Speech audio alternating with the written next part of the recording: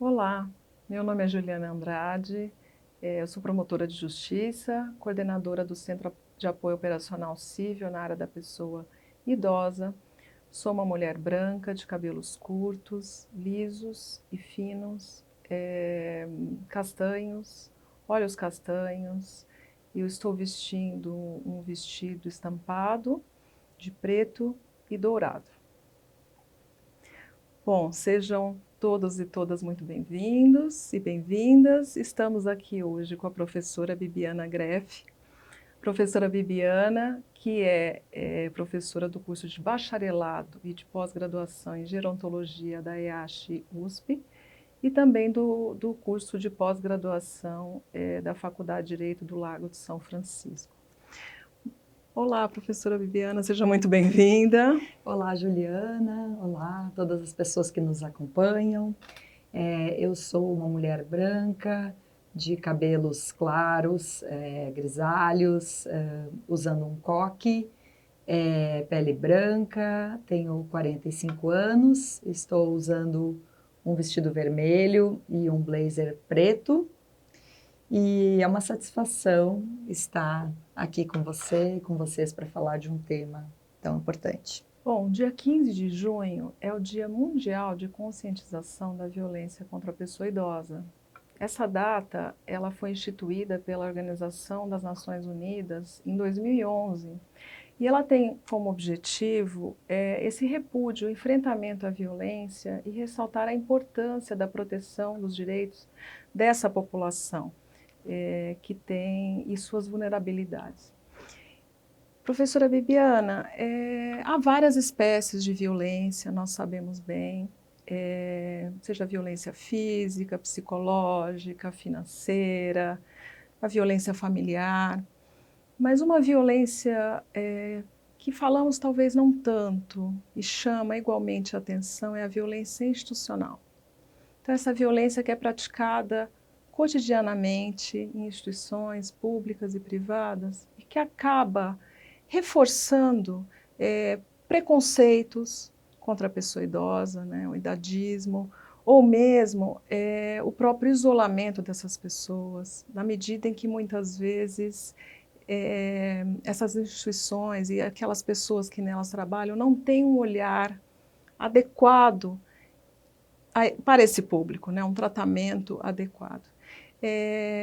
O que você acha, né? Como essa violência ocorre e como que nós podemos vencê-la? Obrigada pela pergunta. Realmente é interessante a gente abordar, né, nessa semana esse tipo de violência, porque a gente sabe, né, pelos números, as próprias denúncias do Disque 100, que é um número nacional da Ouvidoria Nacional de Direitos Humanos, que recebe denúncias anônimas, né, em ligações gratuitas de violência contra a pessoa idosa. Esses números revelam que a violência contra a pessoa idosa acontece majoritariamente em âmbito doméstico, né? A gente sabe que a violência contra a pessoa idosa é uma violência doméstica, geralmente praticada por uma pessoa de confiança, geralmente o filho ou a filha, né, ou o cuidador. Mas é muito importante a gente falar da violência institucional, né? Porque a violência institucional, ela, a depender de onde ocorre, também é uma violência silenciada, né? E a violência institucional pode ocorrer tanto em instituições públicas como instituições privadas, né? E envolve, de fato, algum tipo de tratamento discriminatório, algum tipo de ofensa, algum tipo de causa, né? Todos os tipos de dano à pessoa idosa, seja um dano físico ou psicológico, enfim, né? Ou até mesmo financeiro. Então, quando falamos de violência institucional, a gente está falando do âmbito de ocorrência de uma ação ou de uma omissão em relação à pessoa idosa, né? E para fazer um enfrentamento, né, desse tipo de violência, a gente precisa lembrar, né, e você acabou de citar, da situação do idadismo, né, que a gente enfrenta na nossa sociedade, na nossa cultura, né, um idadismo contra a pessoa idosa, né? Então, o idadismo que foi definido pela Organização Mundial da Saúde como preconceitos, estereótipos ou discriminação em função da idade. Pode acontecer ao longo da vida em qualquer idade, não é só com pessoas idosas. Porém, a gente vive numa sociedade que hipervaloriza a juventude e que tem um desprezo, uma negação até em relação à velhice, né? Como a violência institucional ocorre, né? Eu, particularmente, na minha atuação, tenho observado, né, algumas situações, desde violências assim, que vão desconsiderar a autonomia da pessoa idosa. Então, por exemplo, em atendimentos onde a pessoa idosa está acompanhada por um filho, uma filha ou algum outro acompanhante, e o profissional vai sistematicamente se direcionar ao acompanhante, ao invés de perguntar, enfim, as coisas e passar as explicações para a pessoa idosa, né? Então, a gente vê nessa conduta um idadismo, né? Um estereótipo que esse profissional traz de que a pessoa idosa seria incapaz de compreender ou, enfim, de se expressar, né? Então, esse é um exemplo, assim, muito recorrente que eu já pude observar em diversos tipos de instituições, né? Mas existem casos, outros casos com outros tipos de danos, né? Você até me comentou de um caso, não foi? Recente, numa instituição de saúde, um serviço de saúde. Sim, de uma idosa que foi internada para um exame. Esse exame não tiveram sucesso, né? Uma colonoscopia. E ela foi mantida, internada por vários dias, sem alimentação, sem que algum profissional responsável, né, um médico, uma enfermeira, conversassem ou perguntassem para ela se ela queria continuar ali, tentando fazer o exame, ou não, se ela queria voltar para sua casa e remarcar esse exame. Enfim, ela ficou muito... afetou muito a autoestima dela, porque ela não foi nem ao menos perguntada sobre o que ela queria fazer naquele momento. Então, foi uma violência muito grande. E professora, a gente sabe que o Estatuto, a Lei da Política Nacional, eles já falavam em uma capacitação dos profissionais, né? Nós tivemos recentemente a Resolução 520, de 2023, do Conselho Nacional de Justiça, que fala exatamente, institui essa política judiciária sobre pessoas idosas e suas interseccionalidades. E dentre, quer dizer, são várias medidas que eles enumeram, importantes, né, diretrizes, para o enfrentamento da violência. Então, como articulação entre os diversos atores, entre instituições governamentais e não governamentais, a buscar parcerias, promoção de pesquisas, mas se fala muito na capacitação, porque é capacitando esses profissionais que nós vamos tentar vencer esse preconceito, o idadismo. Né? Até pensando nisso, nós temos aqui um curso da Escola Superior do Ministério Público que está com inscrições abertas, é um curso gratuito, é o curso Direitos e Políticas de Atenção à Pessoa Idosa, que tem esse objetivo de capacitar não só integrantes do Ministério Público, mas também a rede de garantia de direitos. Então, o que você, né, como uma educadora, o que você acha que nós podemos fazer, né, para aprimorarmos essa capacitação? Uhum. Olha, o seu comentário me fez pensar na Simone de Beauvoir, que no livro A Velhice, já no século passado, apontava, né, que a velhice era um assunto proibido, praticamente, né? Havia um silenciamento, um silêncio em torno do tema, do assunto da velhice, né? Como uma negação. E até hoje, né, a gente percebe essa dificuldade das pessoas de tratarem, encararem o processo de envelhecimento, entender o processo de envelhecimento como algo distinto da velhice, que é uma etapa, né, um envelhecimento que ocorre ao longo da vida, e também de entender a velhice na sua heterogeneidade, né? Então eu acho que falta, assim, uma percepção ainda básica acerca dessa etapa da vida, né? Sobre a qual a gente não quer, a gente evita de falar. E aí você comentou essa questão da interseccionalidade, né? Que é muito importante quando a gente pensa na velhice, pensa nessa capacitação necessária e pensa na violência.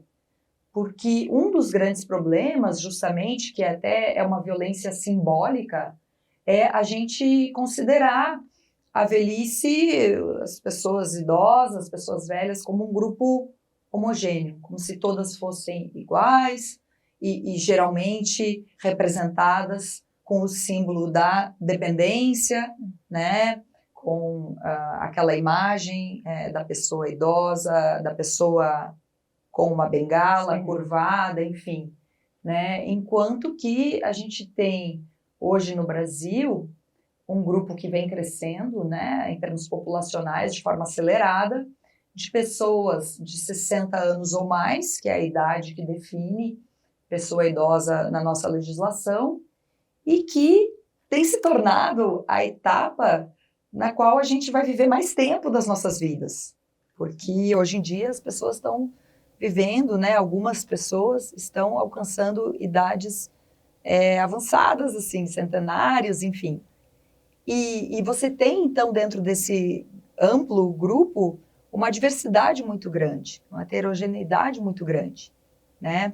E aí, capacitar é muito importante, e essa capacitação tem que ser uma capacitação que considere os direitos humanos, considerando a pessoa idosa como um sujeito de direitos humanos e não como um objeto de, sim, proteção, e tem que considerar as pessoas idosas como um grupo social heterogêneo e essa questão das interseccionalidades, né? Que é quando mais de um fator de discriminação, de exclusão, interfere em prejuízo de determinado grupo.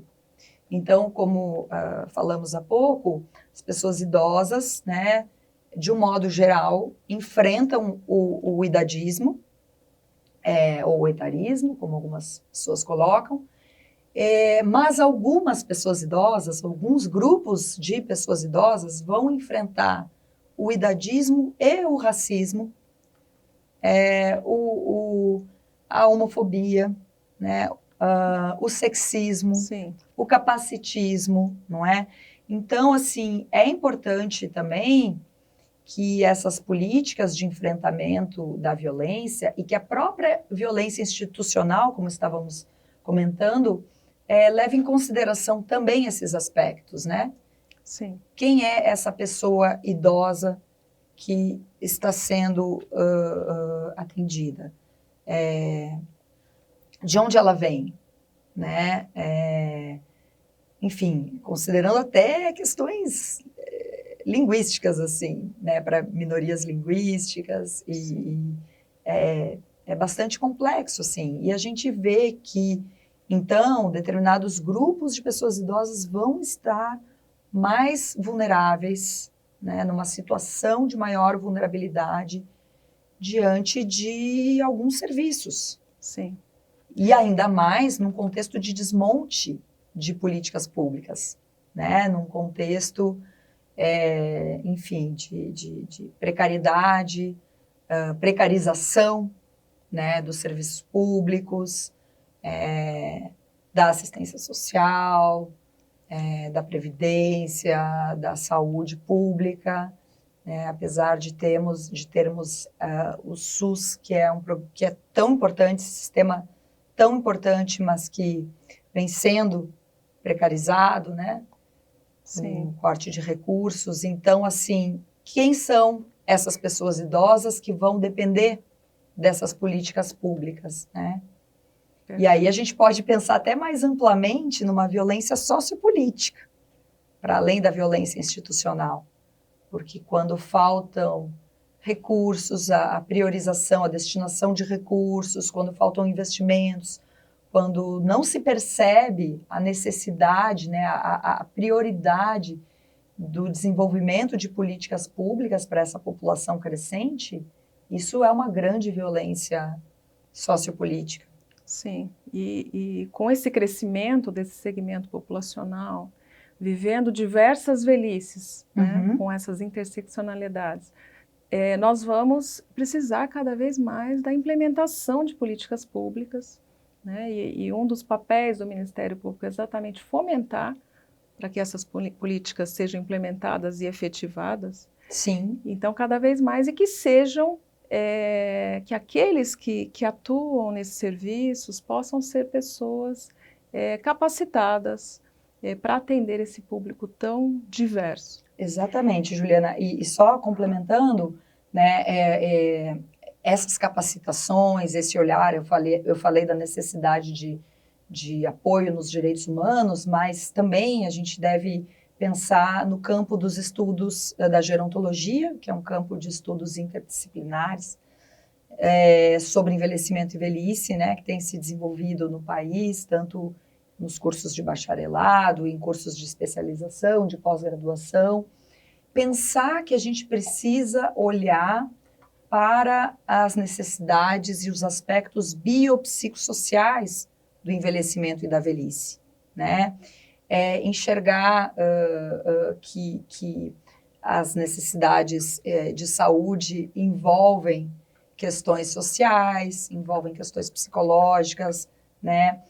E vice-versa, que num atendimento, num serviço de assistência social, ou até mesmo num atendimento jurídico, muitas vezes, né, os casos se resolvem precisando de um olhar mais ampliado e não estritamente para a questão jurídica, né? E aí é importante, né, nas formações oferecidas, esse olhar gerontológico, e é importante também se pensar num atendimento em equipes multiprofissionais. Sim.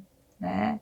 Então, assim, é muito importante, porque, de outro modo, a violência institucional, ela ocorre justamente pela falta de uma visão mais holística, né? Pela falta de, assim, um conhecimento realmente que possa enxergar aquela pessoa ou aquele grupo de pessoas nessa complexidade, né? Para fora de uma caixinha. Que é um conhecimento que perpassa por diversos saberes, né? Diversas áreas, tem essa transversalidade. E um fato muito recente que acho importante conversarmos um pouco é sobre a emergência climática, né? Situações como essa que o Rio Grande do Sul tem vivenciado, que saíram relatos, então, de dificuldades de resgate de pessoas idosas, então, às vezes, uma falta de preparo dessas equipes e até uma ausência de políticas destinadas a essas pessoas. Então, li notícias sobre pessoas idosas em abrigos, abandonadas, sem notícias de suas famílias, então, sem que tivessem um tratamento adequado à sua condição. Então, muitas vezes se sentindo sozinhas, perderam tudo, perderam muitas vezes a sua história, né, o que elas tinham ali de lembranças. Então, como enfrentar, sabendo que essa é uma realidade nossa, não só do Brasil, mas uma realidade mundial, como pensarmos as pessoas idosas como vítimas dessas situações de emergência climática? Juliana, esse tema me toca profundamente, né? A situação dramática pela qual está passando o meu estado, né, de origem, Rio Grande do Sul, realmente dói demais, né?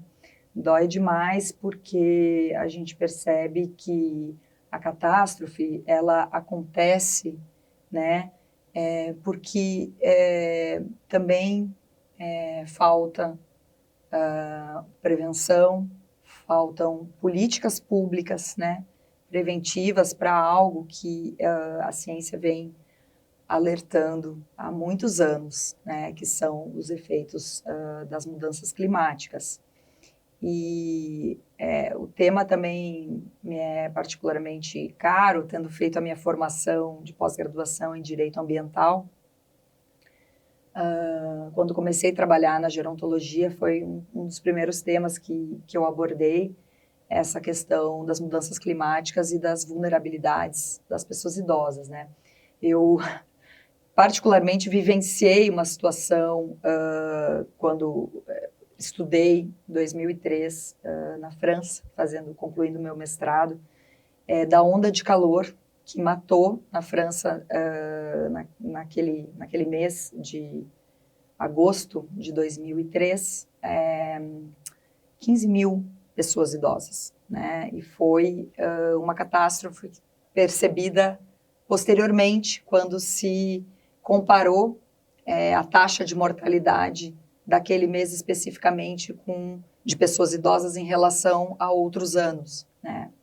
E o tema me marcou muito e eu segui acompanhando as políticas públicas que foram implementadas posteriormente na França e chegou a haver ondas de calores com a mesma magnitude e não teve o mesmo efeito, né? O mesmo número de mortes, porque a França, enfim, desenvolveu políticas mais específicas, especializadas de alertas, enfim, até situações assim que eu pude observar em algumas localidades, alguns municípios que abriam as portas de ILPI, né, instituições de longa permanência para pessoas idosas que tinham ar-condicionado, abriam as portas para que durante o dia, nos momentos de maior intensidade de calor, outras pessoas pudessem se refugiar nesses locais. Então, assim, diversas variadas iniciativas, né? E aqui no Brasil, a gente não tem praticamente nada desenvolvido em relação a esse olhar mais especializado diante de emergências humanitárias, de emergências climáticas em relação às especificidades do público idoso, assim como de outros públicos, outros grupos mais vulneráveis frente a catástrofes, né, ambientais. Um estudo desenvolvido em 2014, foi publicado em 2014 pela Defesa Civil com o PNUD, o Programa das Nações Unidas para o Desenvolvimento, estudou os cursos de formação, de capacitação dos agentes de defesa civil nos 10 estados brasileiros com maior intercorrência de situações extremas, né, climáticas. E esse estudo constatou que não havia nos programas, né, dessas formações conteúdos voltados para especificidades de grupos como mulheres, pessoas com deficiências, pessoas idosas, né? Então, assim, só se constatou algumas pontuais intervenções voltadas a crianças e adolescentes, né? E a gente está vendo agora nessa situação dramática do Rio Grande do Sul, né, como exatamente socorristas manifestaram, né, dificuldades específicas em relação a pessoas idosas, como uma maior resistência em evacuar, né, em deixar para trás os seus lares, ou às vezes ouvi muitos relatos assim de pessoas que não acreditavam por já viverem há muito tempo na mesma localidade, nunca terem passado antes pela mesma situação, não acreditavam que o impacto pudesse ser tão grande, né? Dificuldades também em relação até assim ao deslocamento, né? A mobilidade na hora de evacuar. Pessoas idosas, né, que acabam tendo também um apego com seu animal de estimação, pessoas idosas que muitas vezes são abandonadas no momento de evacuação, porque por as que têm algum problema de mobilidade, né, muitas vezes não podem, os familiares não conseguem, enfim, atender. Pessoas que perdem seus medicamentos, que perdem também aparelhos, né, necessários para funcionalidade, né, que deixam para trás algo de que necessitam realmente. Então, assim, são muitas peculiaridades. E a Organização Mundial da Saúde já há muitos anos publicou também um estudo sobre as vulnerabilidades e potencialidades das pessoas idosas frente a emergências climáticas, né? E esse estudo é muito interessante, não trazia nenhum exemplo do Brasil, mas trazia exemplos assim de todos os continentes, e um dos dados, por exemplo, foi observar na própria mortalidade, né? Por exemplo, em New Orleans, no furacão Katrina, 71% das mortes foram de pessoas idosas, né? Um tsunami na Indonésia, em 2004, mais de 50% das mortes, pessoas idosas, né? Um terremoto no Japão, em Kobe, na década de 90, ali também com milhares de mortos, 50% das mortes, pessoas idosas. Né? Então, tem essas questões, assim, de realmente se já num trabalho preventivo, e como é que pode se dar esse trabalho preventivo em relação às catástrofes? Mapeamento, recenseamento geográfico de populações mais vulneráveis no território, conscientização, sensibilização, capacitação de agentes comunitários, né, para que possam atuar. Inclusive, nesse trabalho da OMS, traziam também um exemplo muito interessante em Cuba, né, que foi uma capacitação de pessoas idosas para atuarem nas comunidades como agentes colaboradores, né, da defesa civil diante de furacões. Então, assim, são coisas que a gente precisa desenvolver, né, e no Brasil a gente tem a possibilidade, pensando no próprio SUS, né, que é tão capilarizado, e os agentes comunitários de saúde, eu acho que são figuras, né, profissionais que poderiam ser, por exemplo, capacitados e mobilizados para atuar juntamente à Defesa Civil nesse trabalho preventivo, né, porque a gestão de catástrofe ambiental, ela tem 3 etapas, né, o trabalho preventivo, o trabalho durante a ocorrência do desastre e o trabalho de reconstrução pós-catástrofe. E nessas 3 etapas, eu acredito que a gente deva pensar nesses grupos mais vulneráveis, que são pessoas idosas, crianças, né, outros grupos, para integrar ações, né, nesses 3 momentos que olhem para as necessidades e potencialidades específicas. Sim. Em vários casos, pessoas idosas foram fundamentais também nessa etapa de reconstrução. Em outras localidades no mundo, nos abrigos, cuidaram das crianças, contaram histórias para as crianças, puderam, enfim, cuidar das crianças enquanto os filhos, né, voltavam ao trabalho. Então, a gente precisa olhar para essas especificidades, né?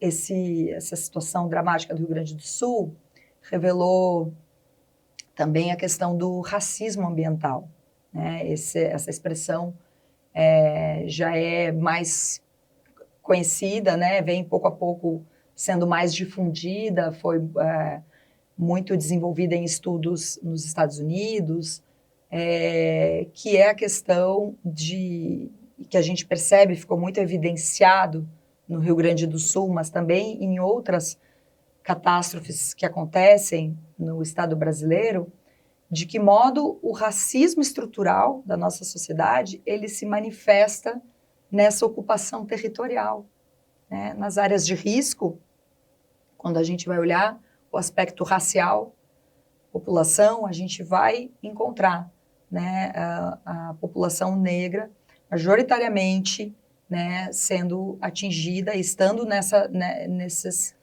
áreas de risco, né? E a gente pode falar também, e houve menos, mas pesquisadores já têm trabalhado com esse conceito, se referido a ele, que é o idadismo ambiental. O idadismo ambiental, ele se manifesta tanto em meio urbano, quando a gente pensa como as nossas cidades hoje, né, não são construídas, não são preparadas para o envelhecimento populacional, em termos de acessibilidade, né? Então, a gente verifica hoje, nessa questão urbana, essa desconsideração de uma inclusão das pessoas idosas na vida urbana, na vida pública, e isso já é uma forma desse idadismo ambiental. Idadismo ambiental esse que também vai se manifestar quando, diante agora das emergências climáticas, a gente não se preocupar, né, com preventivamente nesses alertas, nessa sensibilização, nessa capacitação que olhe para as vulnerabilidades específicas, né?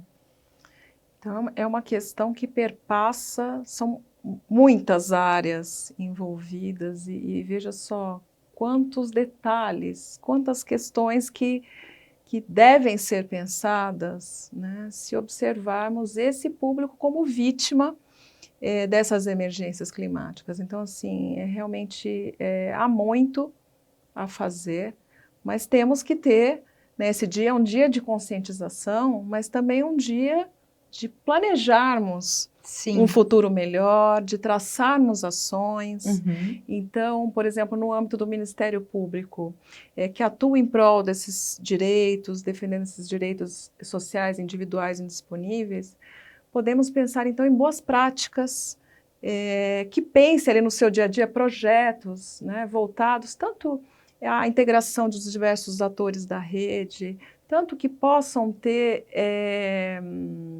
observar essas várias interseccionalidades ligadas na área, no público idoso.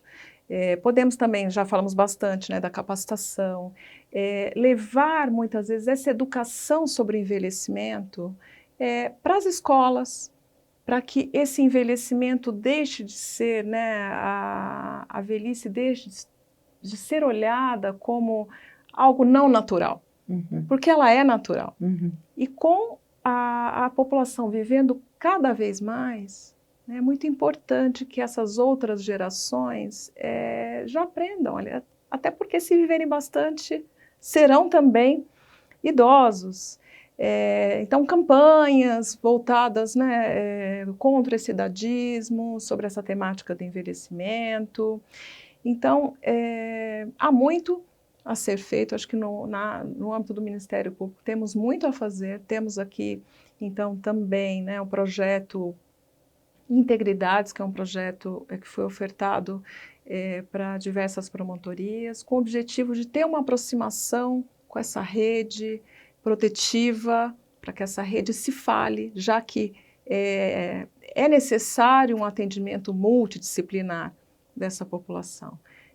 Então, fluxos para que facilite esses atendimentos no caso de ameaças, de risco à população idosa. E gostaria de te perguntar assim, o que você, né, o que você acha, né, que podemos, como Ministério Público, sociedade, fazer em prol de um futuro melhor para a população idosa? Então, Juliana, enquanto você falava, eu ia pensando, né? Você puxou assim, o que o Ministério Público pode fazer, e eu pensando no lado acadêmico e científico, né? Nós precisamos também desenvolver no país mais pesquisas, né? Termos investimentos em estudos científicos que possam levantar dados também sobre a nossa realidade aqui brasileira em relação a esses temas que eu vinha falando, da questão da vulnerabilidade de determinados grupos, em função às mudanças climáticas, né? Porque políticas públicas se constroem com base em dados científicos, né? E nós temos muitos estudos em outros países, e no Brasil penso que é um campo, né? Esse especificamente da população idosa frente às mudanças climáticas, que ainda carece, né, de mais estudos científicos. E, além disso, eu penso que nós, educadores, né, temos essa tarefa de, enfim, dialogar com a sociedade, né, e pensarmos não apenas na educação formal, em sala de aula. A gente precisa pensar nos meios e possibilidades de educação não formal e informal, né, através de conversas como essas, irmos a outros serviços, né, irmos às escolas, né, como você mencionou no caso, para a gente pensar nessa educação gerontológica já desde a infância. Então, acredito que cada um de nós possa fazer no seu âmbito de atuação algo, e que a gente precise trocar, né? Precise fazer juntos também muitas coisas. Sim. Aliás, como temos feito, né? O nosso convênio aí com a USP. Bom, agradeço aqui em especial a professora Bibiana Graeff, que nos trouxe em tão pouco tempo um material tão rico para a nossa reflexão e para a nossa mudança de atitude, né? Pensando no nosso futuro, e que essa população idosa vai crescer cada vez mais. Nós precisamos priorizar, é um público prioritário por lei, priorizar a implementação de políticas públicas, pensando inclusive nessas situações de catástrofes ambientais. Agradecer a presença de todas e todos, foi um prazer estar aqui. Muito obrigada.